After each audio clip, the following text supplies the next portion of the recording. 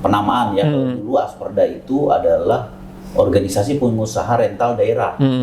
Nah sekarang pasca Munas ini kita sudah berubah namanya menjadi organisasi pengusaha rental kendaraan Indonesia. Basisnya kan kalau di Asperda ini adalah yang jadi member adalah perusahaan, jadi bukan personal ya. Jadi kita targetkan 2025-2028 kita akan mencapai 2.000 perusahaan rental kendaraan yang bergabung.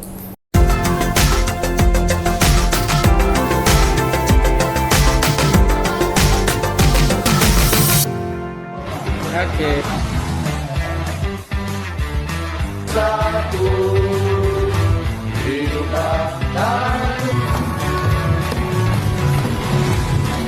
Yang tadi yang Kristiani saya bilang di Garuda ada beberapa tempat ya, saya mungkin dari sisi suku juga sama.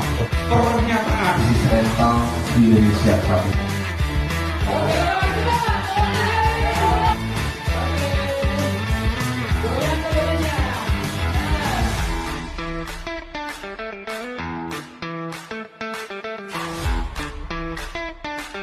Kita semua sudah lapar, sudah siap untuk mulai bekerja. Arahnya ke arah situ aja.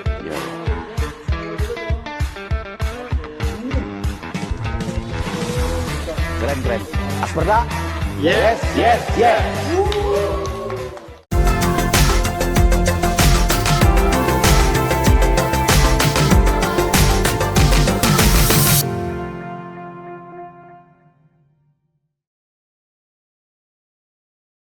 Baik, saya sekarang dengan Bapak Erwin Suryana selaku Ketua Umum terpilih dari Asperda periode 2025-2028. Ya. Terima kasih Pak Erwin sudah berkenan menerima tarasku Pak di kantor dari BTM Travel Pak ya. Terima kasih sama-sama Pak Abdul. Ya, Pak, mungkin sebelum ke inti pertanyaan mungkin bisa flashback sebentar Pak soal Mukernas yang akhirnya kemarin Pak Erwin terpilih seperti apa dinamika di sana Pak? Munas ya? Iya, Munas ya, maaf. Iya, jadi Asperda ini baru melaksanakan Munas pada 28 sampai 30 Oktober kemarin ya, dan alhamdulillah dengan dinamika kompetisi yang begitu ketat, dan alhamdulillah Munas mempercayakan saya untuk Ketua Umum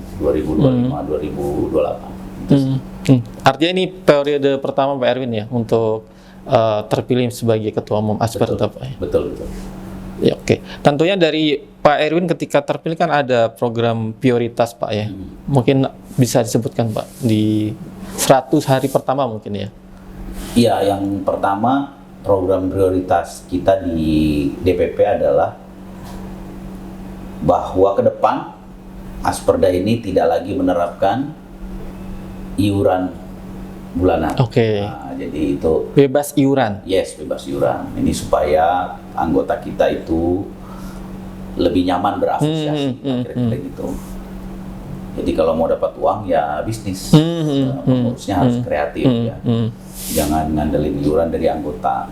Kemudian yang kedua adalah kita membentuk unit bisnis. Nah, jadi Asperda ini ke depan, nah ini bahkan dalam waktu secepat mungkin kita akan segera bentuk unit bisnis milik Asperda. Jadi akan ada berbentuk perseroan terbatas. Ini sedang kita bentuk dan akan kita rilis dalam waktu beberapa minggu ke depan. Oke. Artinya dari periode sebelumnya ada semacam transformasi mindset atau seperti apa Pak dengan kepemimpinan dari Pak Erwin sekarang Pak? Ya pasti akan ada banyak perubahan ya. Akan ada banyak perubahan, terutama dari perubahan tentu formasi ya, formasi struktur DPP juga berubah. Kemudian yang kedua tadi ya masalah keorganisasian juga kita berubah, keanggotaan, syarat-syarat keanggotaan, kemudian target coverage ya, coverage keanggotaan kita akan lebih luas, juga akan menjangkau seluruh kota-kota di Indonesia. Kemudian yang berikutnya tentu yang paling khas adalah kita melaksanakan unit bisnis. Di antaranya unit bisnis itu akan memiliki PO Bus My Asperda. Nah, ini PO Bus My Asperda ini sebentar lagi kita akan rilis ya, unitnya sedang dipesan di karoseri dan kita akan pada saatnya akan kita handover ceremony, kemudian kita akan launching gitu. Oke, Pak, mungkin terkait kepengurusan dari Asperda dari hari ini per hari ini udah berapa kepengurusan Pak di seluruh Indonesia Pak? Totally ada 32 DPD dan DPC. Jadi sudah mencakup seluruh provinsi kah? 80%. 80%. Jadi tinggal kita ke depan ini tinggal menjangkau beberapa provinsi target. Nah, mungkin dalam 2-3 bulan ke depan seluruh Sumatera itu akan sudah punya DPD, kemudian lanjut ke Indonesia Timur. Itu sih. Berarti tinggal berapa provinsi lagi Pak yang akan disasar? Tinggal mungkin tinggal 20% lah. Provinsi akan kita masukin semua. Kalau secara member sih kita sudah ada di seluruh kota, di seluruh provinsi sudah ada, tetapi kepengurusan DPD atau DPC itu memang belum lengkap. Jadi program kita diantaranya juga prioritas selama periode sekarang, seluruh kepengurusan DPD atau DPC itu harus sudah terbentuk. Sehingga kita akan hadir kepengurusan Asperda ini lengkap di 34 provinsi. Secara total per hari ini ada berapa perusahaan yang join Pak? Totally ada 927 perusahaan rental kendaraan. Hampir 1.000 ya. Jadi targetnya kita akan menuju ke 2.000. 2.000 perusahaan. 2.000 perusahaan. Jadi basisnya kan kalau di Asperda ini adalah yang jadi member adalah perusahaan.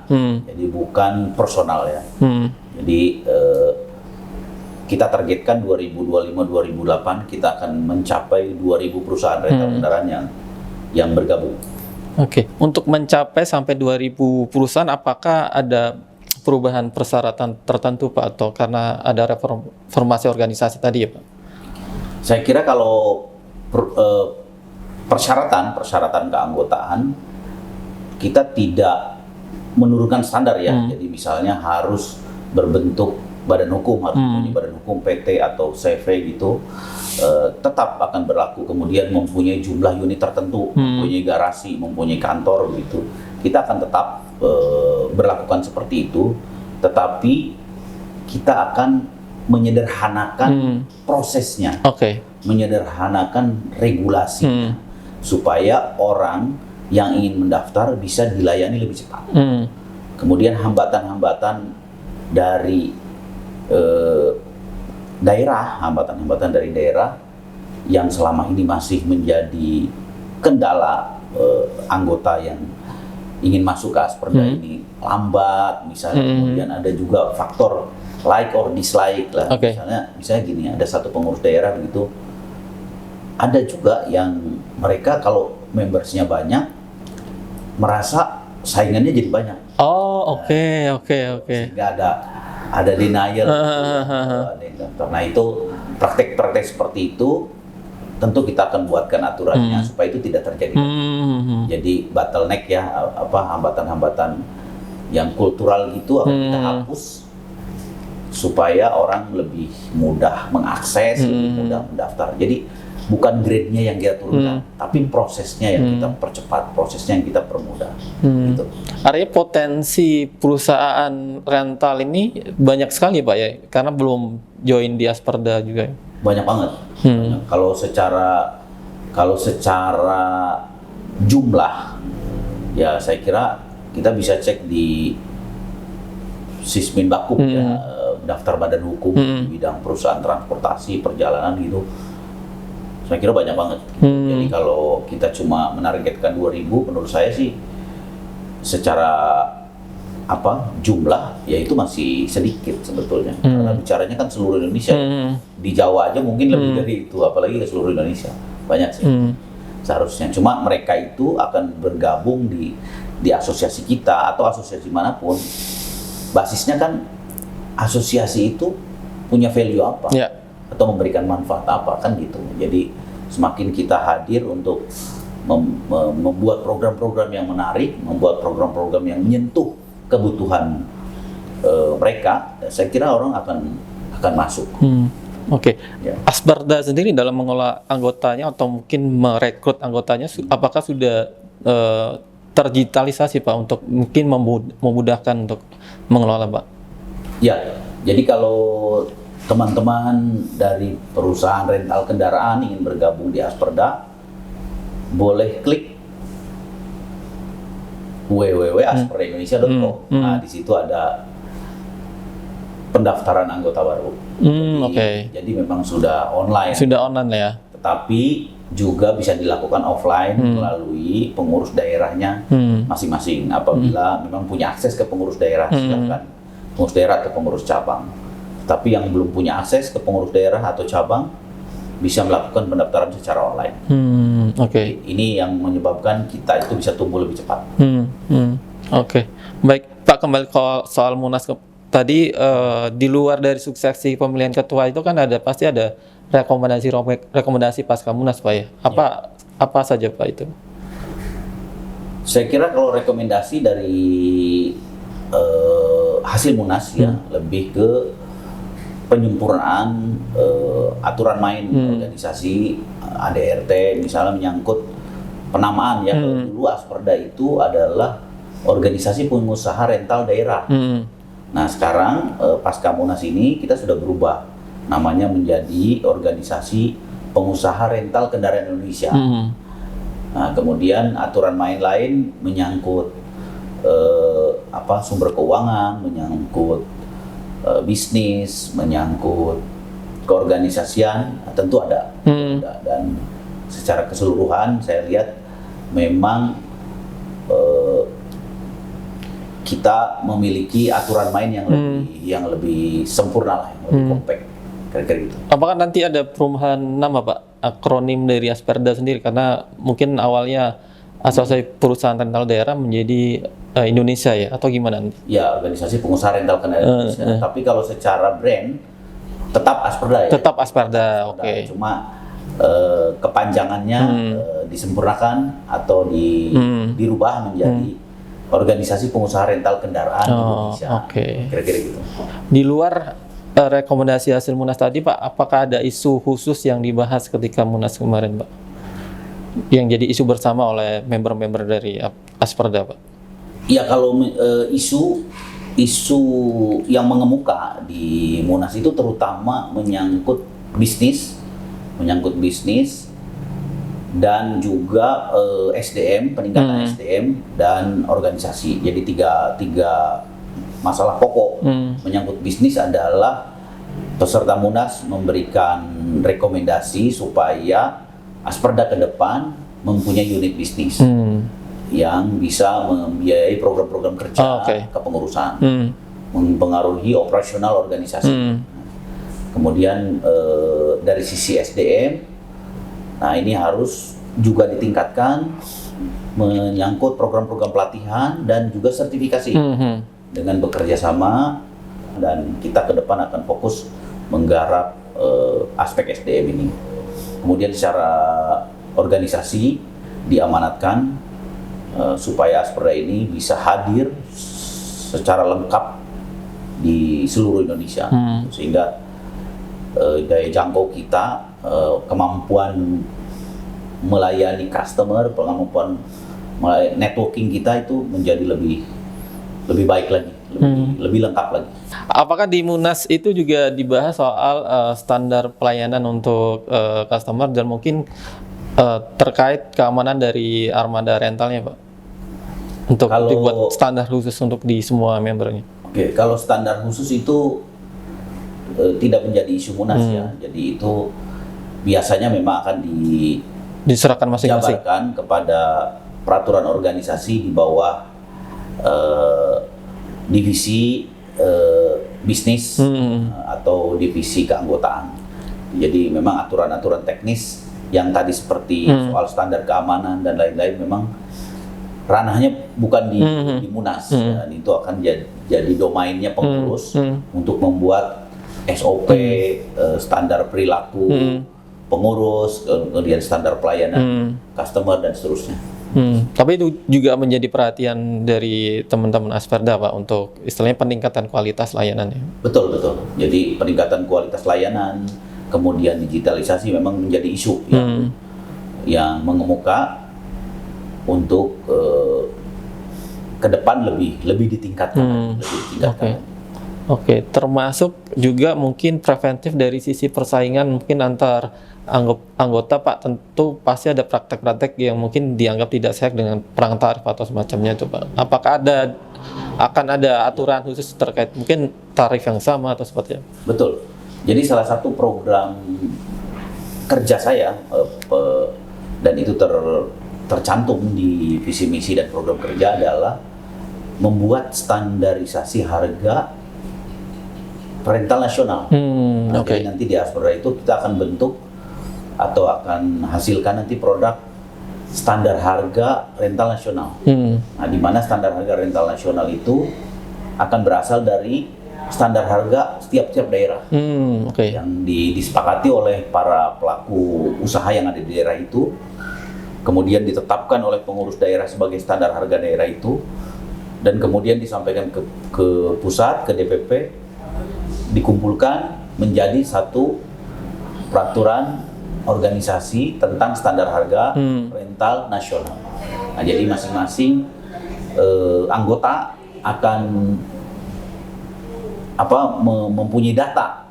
Kalau dia mempunyai customer di Ambon misalnya, di sana standar harga HIS berapa, standar harga Alphard berapa, gitu.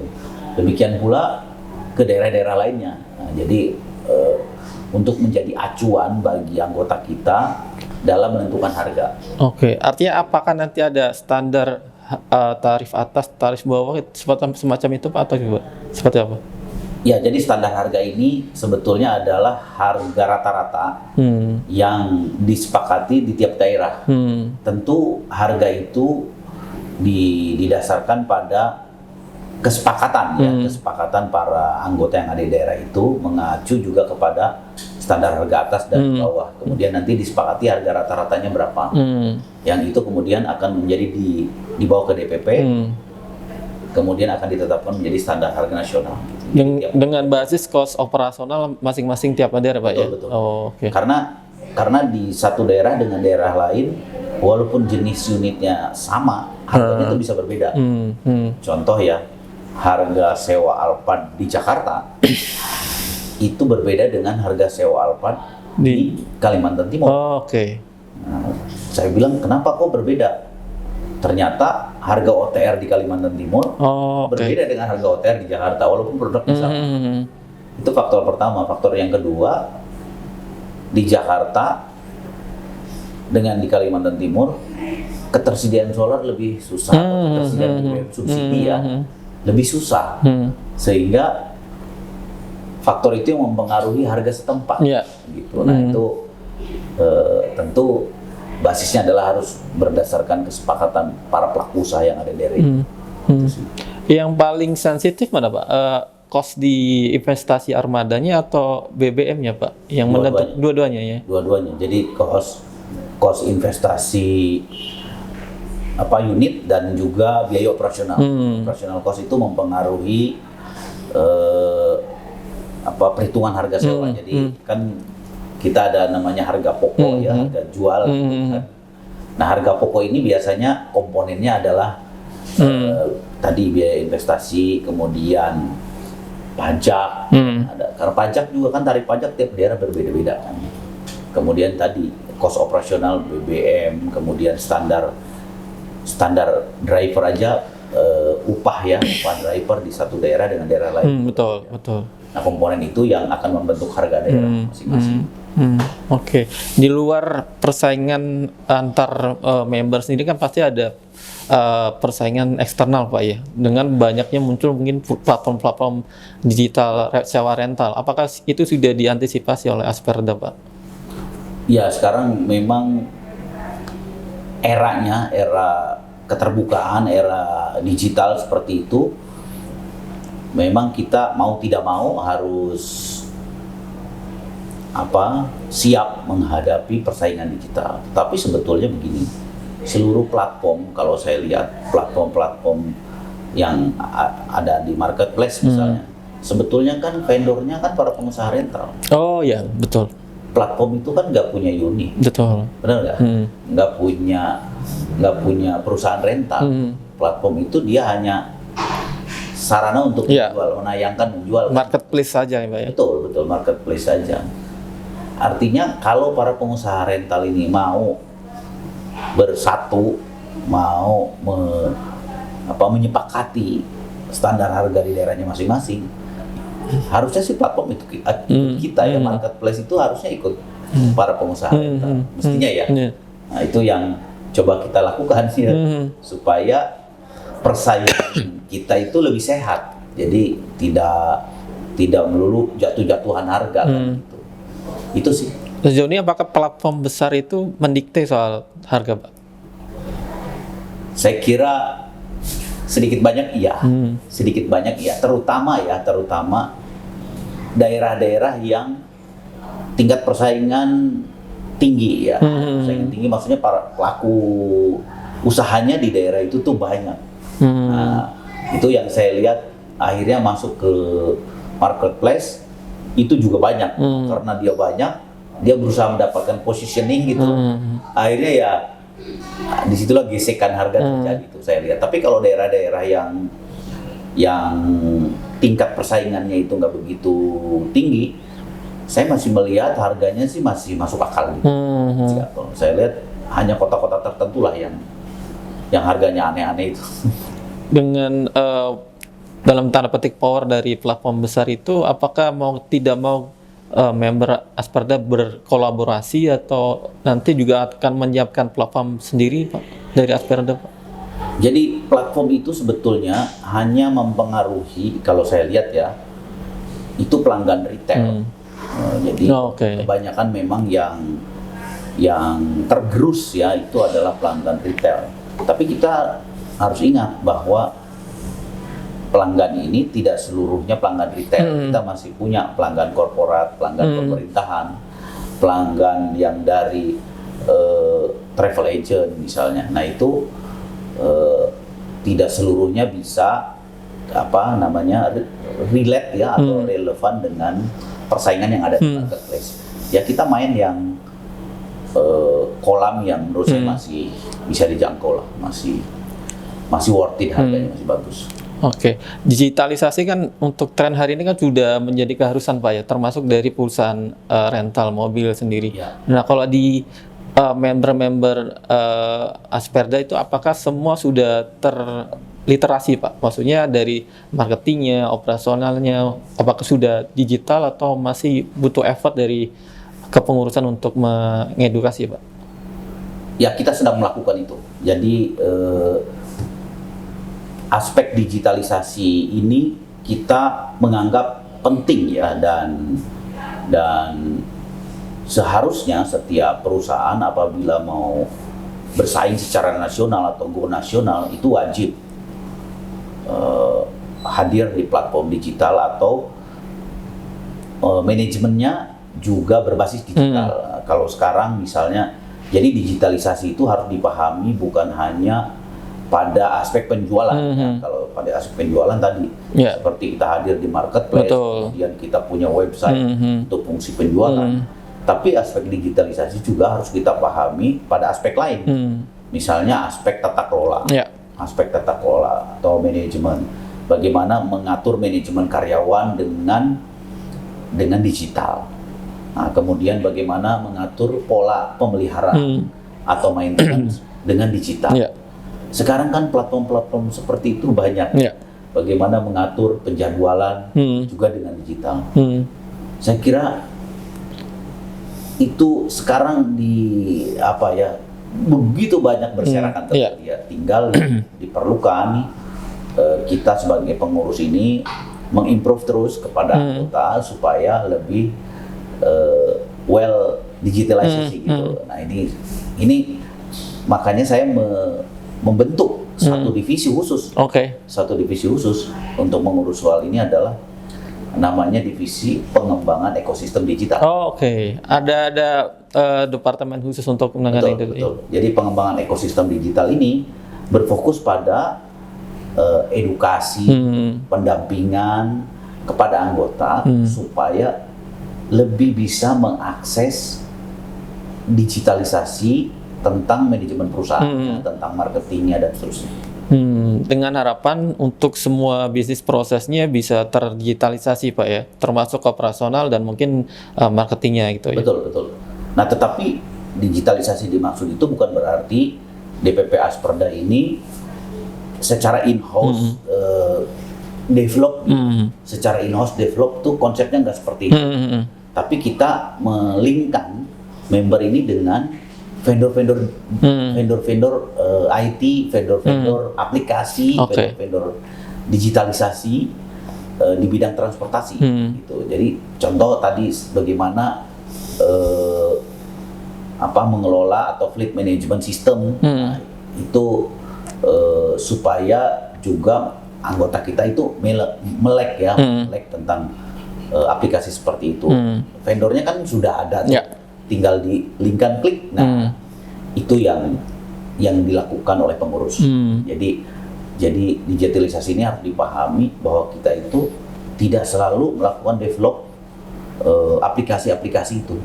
Tetapi aplikasi yang sudah ada, yang di luaran sudah banyak digunakan oleh orang, nah kita sambungkan supaya members ini punya akses ke sana. Lebih ke fasilitator atau mungkin siapkan pattern khusus terkait digitalisasi seperti apa gitu Pak? Betul, jadi tugas dari divisi itu adalah seperti itu. Jadi tidak selalu divisi itu harus orang IT, tetapi dia punya pemahaman, punya program yang bagus untuk melakukan tindakan-tindakan yang dapat menghubungkan vendor-vendor tadi dengan member kita, supaya ekosistem digital di lingkup anggota ini bisa terbentuk. Kira gitu. Tadi Pak Erwin juga sampaikan cost operasional yang sensitif di rental mobil itu kan investasi di unit dan BBM Pak ya. Nah kalau operational cost. Nah sementara kan ada cost-cost yang lain tentunya ya. Nah kalau terkait digitalisasi yang bisa direduce atau ditekan lewat digitalisasi yang mana Pak? Cost-cost tersebut?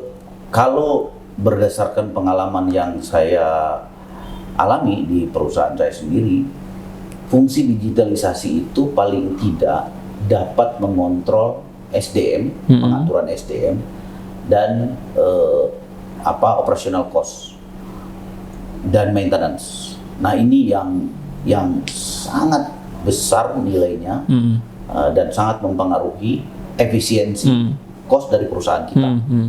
Itu jadi kalau Anda punya 1-2 karyawan dalam satu perusahaan mungkin nggak begitu sulit. Ya betul. Tapi bayangkan Anda punya puluhan, 200 orang. Kalau Anda mengelola satu kantor mungkin nggak susah karena kejangkau mata. Betul. Bagaimana kalau Anda buka cabang di 3 kota, 4 kota, 5 kota? Mustahil kalau tanpa bantuan tools atau aplikasi yang relevan gitu. Jadi itu secara operasional sangat-sangat mempengaruhi kemajuan bisnis kita. SDM ini yang dimonitoring yang paling sensitif apa? Driver kah atau operasional lain Pak? Ya driver, penjualan, kemudian pelayanan, pelayanan pelanggan, itu semuanya bisa dimonitor dengan aplikasi SDM. Jadi aplikasi SDM ini misalnya begini ya, praktek yang sederhana, bagaimana kita bisa melayani supaya driver kita on time melakukan penjemputan. Nah, kalau Anda cuma punya driver 1-2 melayani dekat yang Anda bisa jangkau, mungkin kontrolnya gampang. Tapi bagaimana bisa mengontrol driver kita yang ada di luar kota, bisa ngecek bahwa dia melakukan penjemputan atau dia masuk ke garasi kita di waktu yang ditentukan. Kan itu pasti harus ada alat bantu.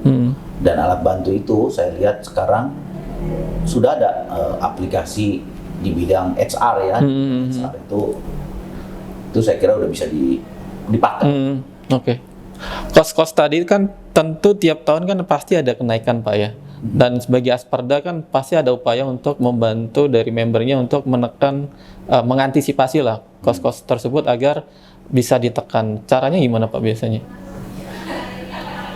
Kalau untuk yang di aspek apa digitalisasi, Untuk di kos-kos tadi misalnya untuk dari investasi unit misalnya dengan menggandeng beberapa pembiayaan atau dealer untuk biar mungkin ketika membernya investasi akan lebih ringan gitu. dari sisi investasi kendaraan memang kita melakukan kerjasama dengan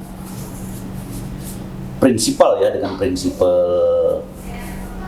brand tertentu, sebut misalnya Mitsubishi gitu yang sudah kita jajaki sekarang, supaya member Asperda ini bisa mendapatkan harga yang paling bagus atau potongan harga yang paling bagus. Kemudian yang kedua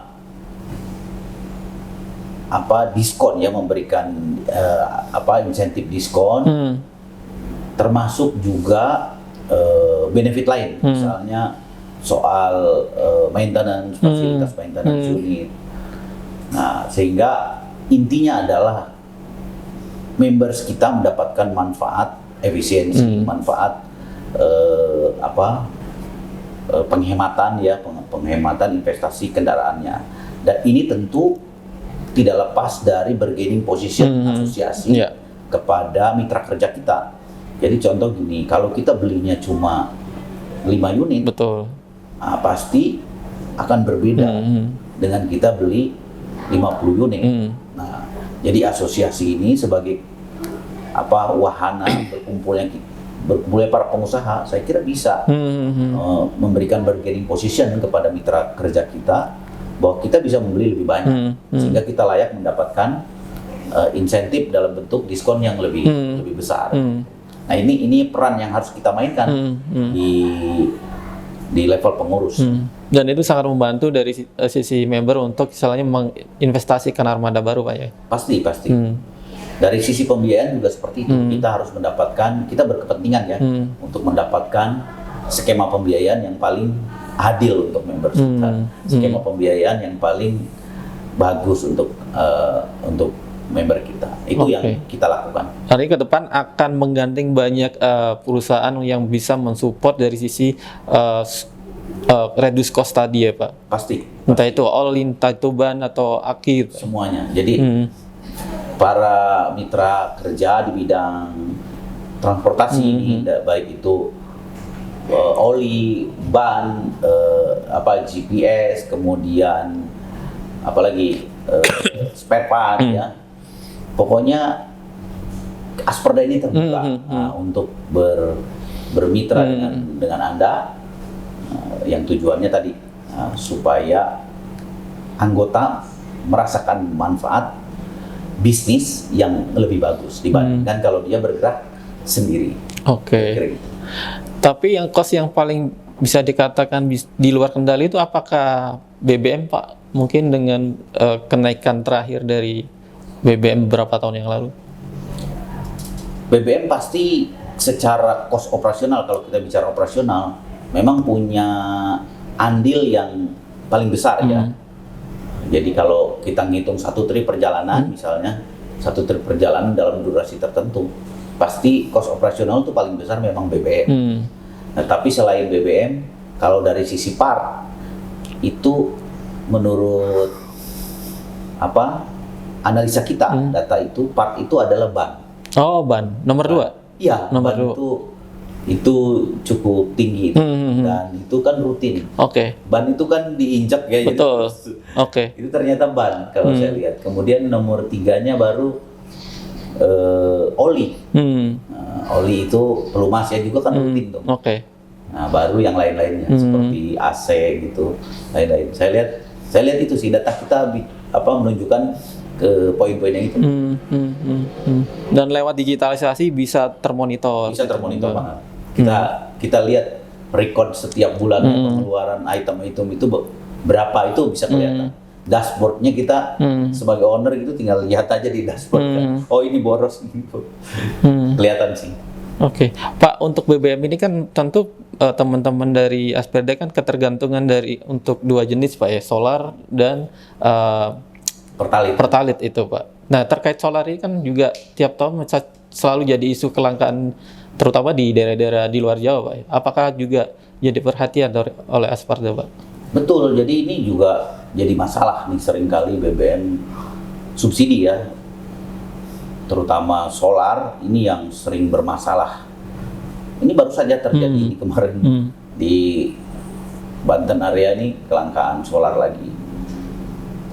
Saya kira ini sangat-sangat mempengaruhi revenue di perusahaan. Karena tadi saya bilang BBM ini adalah secara operasional yang paling mempengaruhi, paling tertinggi. Jadi begitu ada masalah dengan BBM, sudah pasti operasional kita langsung melonjak. Itu misalnya yang tadinya ada solar, tidak ada solar, udah pasti naik tuh 2 kalinya. Karena itu tinggi sekali mempengaruhinya kalau untuk BBM.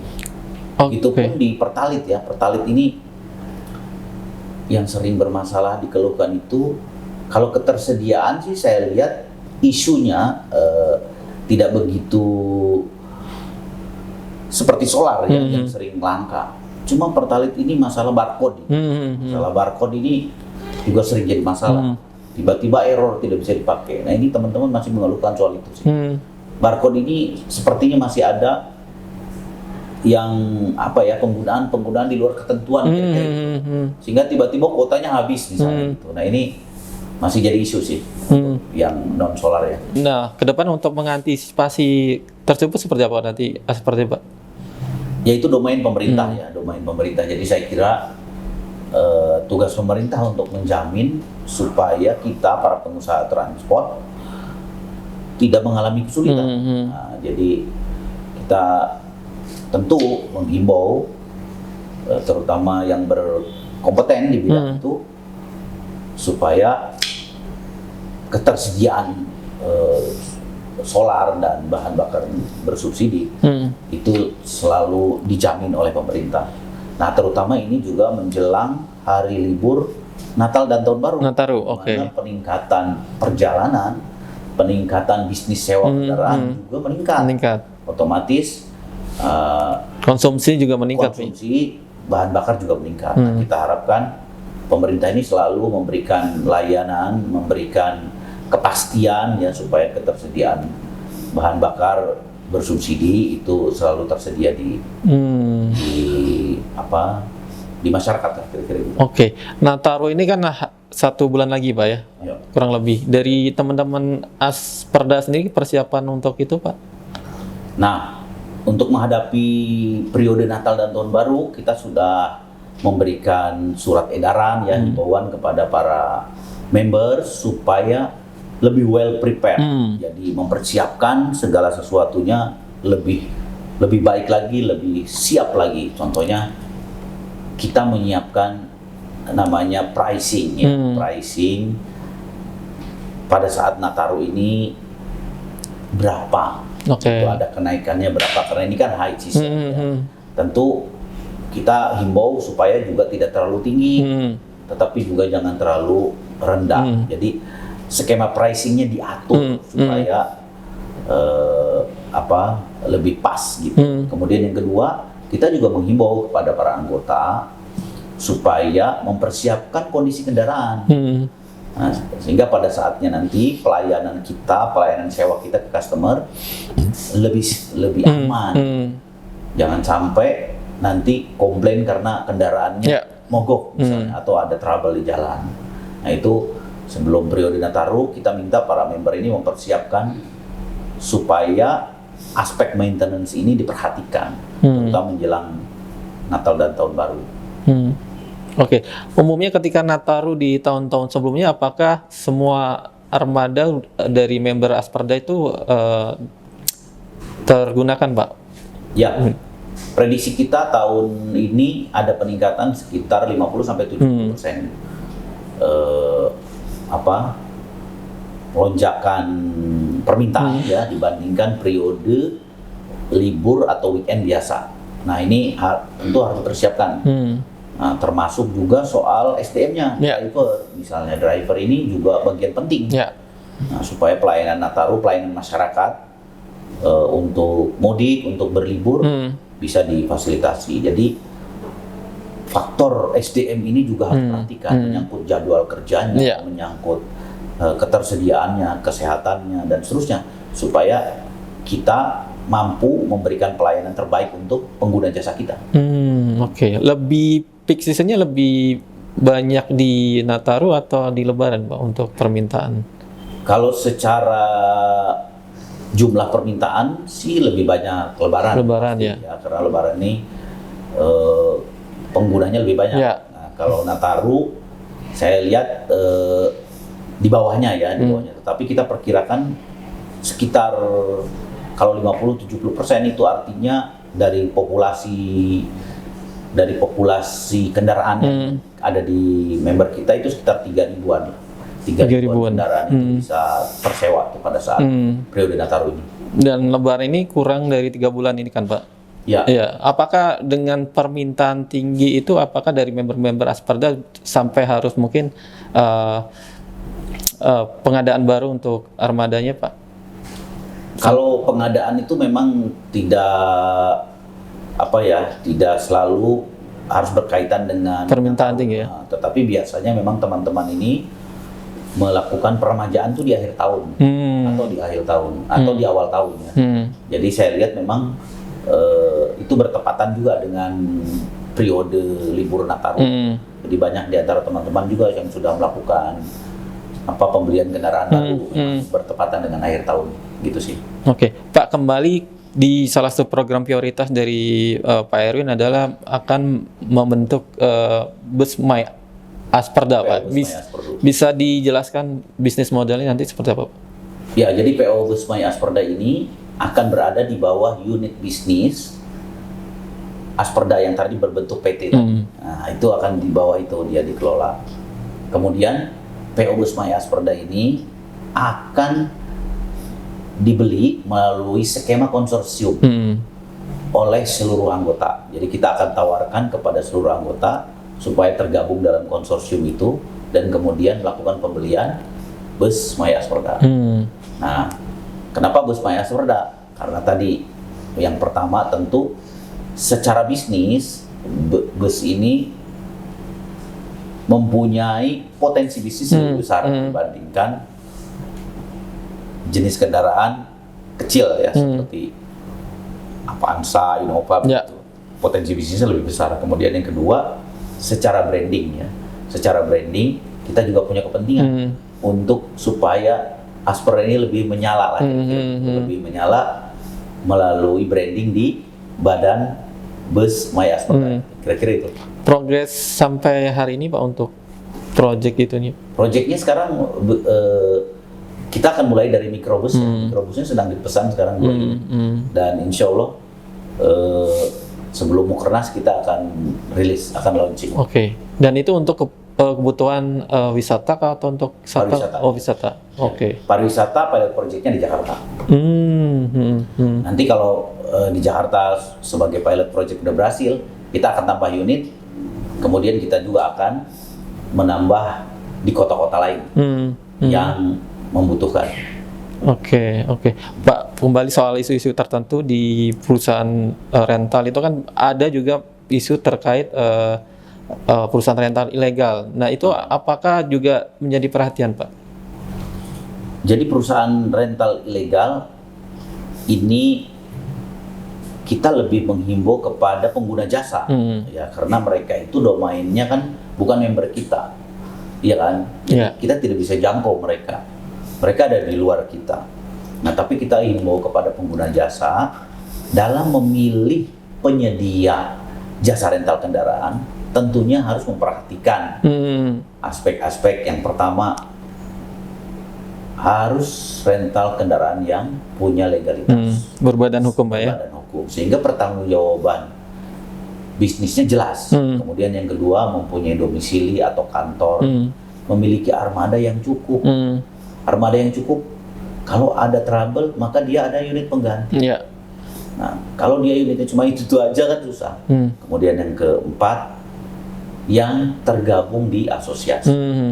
Karena kalau yang tergabung di asosiasi, contohnya gini, pada saat pengguna jasa ini pakai mobil keluar kota, dari sini ke Surabaya, misalnya di Surabaya ada masalah nih mobilnya, maka dia akan cepat tertangani oleh sesama anggota asosiasi yang di kota terdekat, gitu. Jadi itu memudahkan pengguna jasa ini untuk kenyamanan pada saat dia menggunakan jasa sewa kendaraan. Oke, berarti konteksnya lebih ke perlindungan konsumen sebenarnya Pak ya? Betul, betul. Kita lebih menghimbau ke customer, karena customer ini yang menentukan dia akan pakai pengguna jasa yang mana atau penyedia yang mana gitu.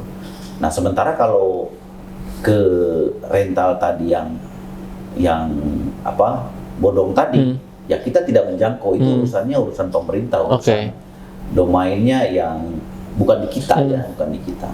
Nah, bodong ini biasanya siapa Pak? Apakah perorangan kebanyakan Pak untuk? Ya, jadi pelaku rental perorangan itu kan masih banyak ya. Bodong tuh bukan berarti mereka mengoperasikan kendaraan bodong, ya, tidak. Tetapi sebagai layaknya melakukan usaha di bidang transportasi, seharusnya punya perizinan di bidang transportasi dong, gitu. Jadi bodongnya itu tadi saya bukan kendaraan bodong, tetapi melakukan praktek berusaha, tetapi belum punya izin usaha. Nah, itu memang masih banyak seperti itu, rental perorangan itu. Apa yang membuat mereka menunda Pak? Apakah karena faktor kos atau menurut Pak Erwin? Mungkin diantaranya mereka belum teredukasi, mungkin ya secara pentingnya perizinan itu bisa juga. Kemudian mereka belum merasa penting untuk memiliki izin, atau mungkin skala bisnisnya yang menurut mereka belum memerlukan perizinan. Misalnya baru punya unit 1 atau 2 begitu kan, mereka merasa belum perlu untuk